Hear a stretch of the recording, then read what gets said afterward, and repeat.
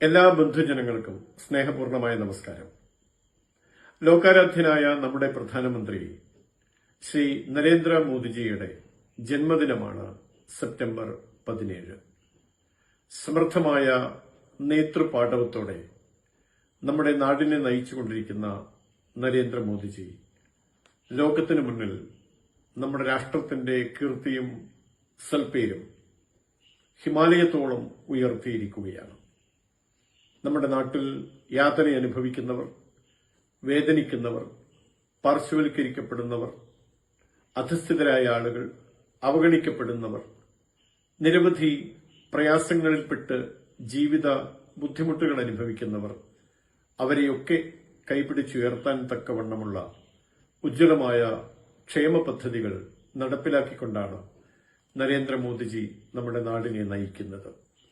ഇത്തരം സാഹചര്യങ്ങളാണ് ലോക സമൂഹത്തെ മുഴുവൻ ഭാരതത്തോട് ചേർത്തു നിർത്തുന്നത്.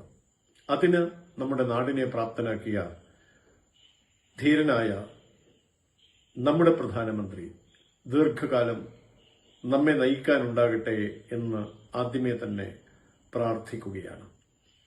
സെപ്റ്റംബർ 17 മുതൽ മഹാത്മാഗാന്ധിജിയുടെ ജന്മദിനമായ ഒക്ടോബർ 2 വരെ വിവിധങ്ങളായ പരിപാടികളോടെ സേവാപാക്ഷികം എന്ന നിലയ്ക്ക് വൈവിധ്യമാർന്ന പരിപാടികൾ നാടിനുവേണ്ടി സമർപ്പിക്കാൻ ഭാരതീയ ജനതാ പാർട്ടി അതിന്റെ ദേശീയ അധ്യക്ഷന്റെ നിർദ്ദേശപ്രകാരം തയ്യാറെടുത്തുകൊണ്ടിരിക്കുകയാണ്.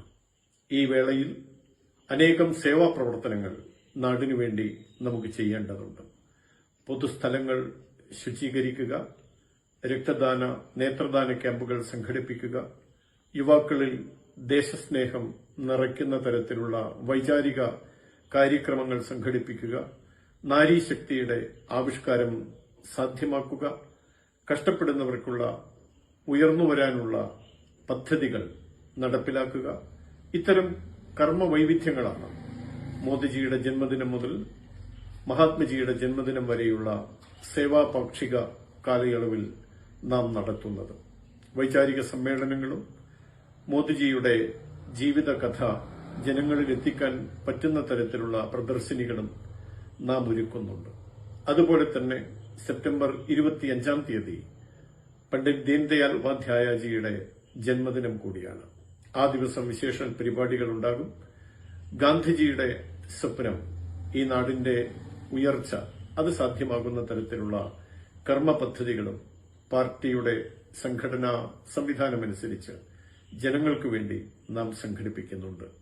ഇത്തരം പരിപാടികളിലൂടെയൊക്കെ നാം ലക്ഷ്യം വെക്കുന്നത് വികസിത ഭാരതത്തിന്റെ സാക്ഷാത്കാരമാണ്.